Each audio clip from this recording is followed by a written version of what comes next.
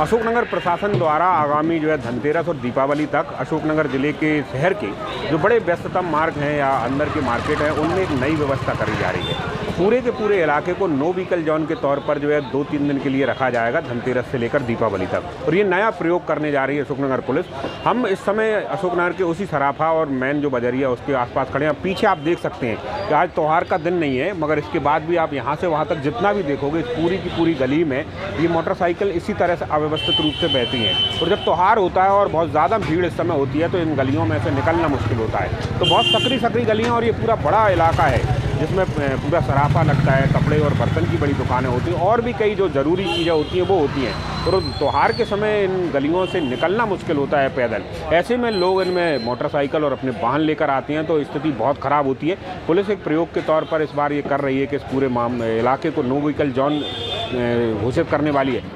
धनतेरस से लेके दीपावली तक मार्केट में बहुत ज़्यादा भीड़भाड़ रहती है। 29 अक्टूबर को धनतेरस है, 31 अक्टूबर को दीपावली है। इस दौरान हम लोग ये कोशिश कर रहे हैं कि जो मार्केट में महिलाएं, बच्चे और बाकी लोग ख़रीदारी करने आते हैं और बड़े उत्सव के माहौल में रहते हैं तो उनको आने जाने में असुविधा नहीं हो। तो जो मेन मार्केट है जहाँ पे बर्तन की दुकानें हैं या जहाँ पे सराफा बाज़ार है या जो कपड़े का मेन मार्केट है जो एकदम घनी बस्ती में है, वहाँ पे हम लोग 29 तारीख से 31 तारीख तक नो व्हीकल जोन करने के बारे में योजना बना रहे हैं कि कहाँ कहाँ ऐसे नो व्हीकल जोन बना दिए जाएँ जहाँ कोई भी ना तो 2 व्हीलर जाए, ना 4 व्हीलर जाए, ना साइकिल जाए।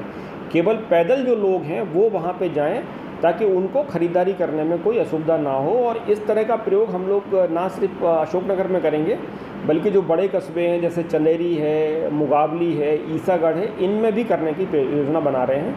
अभी सभी थाना प्रभारियों को और यातायात प्रभारियों को ऐसे स्थान चिन्हित करने के बारे में बताया गया है। जब ऐसे स्थान चिन्हित हो जाएंगे तो बाकायदा आप लोगों के माध्यम से अखबार में विज्ञप्ति निकलवा के फिर ये नो व्हीकल जोन बनाने की कार्रवाई 3 दिन के लिए की जाएगी। इस पर देखते हैं कि यहाँ के रहने वाले और काम करने वाले व्यापारी इस मुद्दे को लेकर क्या कहते हैं और उनकी इस पूरे मुद्दे को लेकर प्रशासन से और क्या अपेक्षा है। प्रशासन ने जो ये पहल करने का प्रयास कर रही है ये वाकई में बहुत अच्छी बात है। और इस प्रयास को हम करने का पहले भी हमने प्रशासन को 1-2 बार आवेदन भी दिया है और बोला भी है कि इस तरह की प्रयास करने से मार्केट में जो समस्याएं हैं, मार्केट की जो एक तो आवागमन की समस्या है, यातायात की समस्या है, उस पर अंकुश लगेगा। और चूँकि एक तो मेन मार्केट है या सराफा बाज़ार है, उस सराफा बाज़ार में सबसे संवेदनशील क्षेत्र होता है और यहाँ की जो गलियाँ हैं वैसे ही बहुत सक्रिय हैं। तो यातायात के दबाव से जो पैदल चलने वाले लोग होते हैं उन लोगों को ख़रीदारी करने में बड़ी समस्या आती है और चोरी चपाटी की घटनाओं में भी वृद्धि होती है। तो पूर्व में प्रशासन के साथ जब बैठक हुई थी माननीय एसपी साहब महोदय के साथ, तो उस समय भी हमने ये प्रस्ताव रखा था तो उन्होंने इस पर विचार करने का हमें आश्वासन भी दिया था।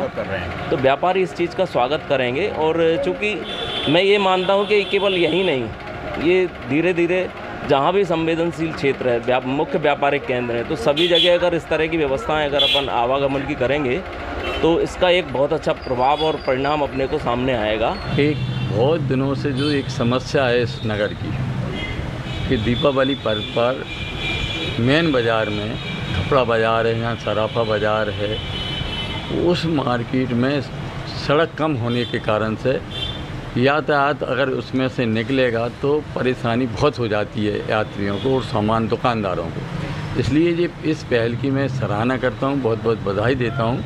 ये होना चाहिए और मैं तो ये कहूँगा कि जहाँ जहाँ आप सर्वे करें और जिस जगह ऐसी समस्या आ गई है तो उस जगह भी आप नो व्हीकल एंट्री वहाँ भी लागू करेंगे तो ये और भी अच्छा इस नगर के लिए रहेगा। बहुत बहुत धन्यवाद। नहीं, ये बहुत सकारात्मक एक विचार है और इससे ट्रैफिक में निश्चित तौर पर सुधार हुआ। और जिस तरीके से त्योहारों पे गाड़ियाँ आती हैं और उनसे अव्यवस्थाएं होती हैं वो अव्यवस्थाएं कम से कम होंगी। बढ़िया विचार है, सकारात्मक सोच है। ये प्रशासन का बहुत अच्छी पहल है और मैं तो ये मानता हूँ कि कभी भी कोई भी त्यौहार आए उसके पहले और 1-2 दिन तक ये मतलब होना ही चाहिए। नगर में कई बाज़ार ऐसे हैं जहाँ नो व्हीकल जोन की बहुत सख्त ज़्यादा ज़रूरत है, क्योंकि गाड़ियों से लोग आते हैं, महिलाओं को, बच्चों को हमारे सराफा बाजार में तो अक्सर ये होता है, दुर्घटनाएं होती रहती हैं। मोटरसाइकिल से निकलते हैं, बच्चों को, लेडीज़ों को टक्कर लगती ही जाती है। इसलिए प्रशासन का ये मतलब बहुत अच्छी पहल है और हम पूरे व्यापारी इस चीज़ का बहुत सहयोग करने की कोशिश करेंगे। नो व्हीकल जोन एक अच्छा प्रयोग रहेगा, लेकिन ये अभी तक के समय में पहली बार अपने शहर में हो रहा है, तो इसमें व्यापार भी हो सकता है प्रभावित ना हो। अगर पार्किंग की व्यवस्था दूर रखेंगे तो मेरे ख्याल से व्यापार प्रभावित भी हो सकता है। तो कहीं भी पार्किंग की व्यवस्था कराएं तो कहीं नज़दीक में ही कराएं उसको। तो आप चाहते हैं कि व्यापारी दूर ना हो पा जाए लोगों से, इसलिए हाँ, व्यापार जो मार्केट से दूरी है वो ज़्यादा ना रहे पार्किंग।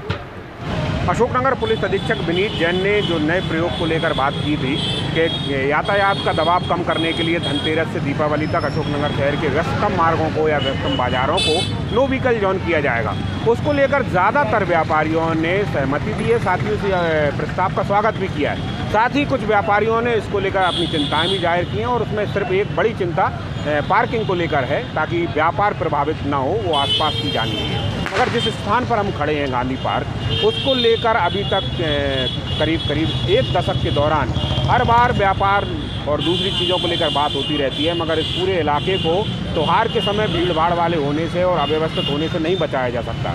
इस मुद्दे को लेकर भी लगातार लोगों की मांग हो रही है कि गांधी पार्क जो शहर का सबसे व्यस्ततम भी है और सबसे प्रमुख मार्ग भी है, इसको लेकर प्रशासन या पुलिस या यातायात क्या नया प्रयोग करने वाली है, ये देखने वाली बात होगी। फिलहाल नो व्हीकल जोन बनाने के जो अभियान का शुभारंभ किया जाना है या जो प्रस्ताव आया है, उसका व्यापारियों ने एक सुर में जो है स्वागत किया है। मगर इसमें ये भी देखने वाली बात होगी कि जो लोग यहाँ खरीदारी करने आते हैं या जो ग्राहक हैं, वो इसको लेकर क्या बात कर रहे हैं। अगले एपिसोड में उनसे भी बात करेंगे कि वो इस प्रस्ताव को किस तरह देखते हैं।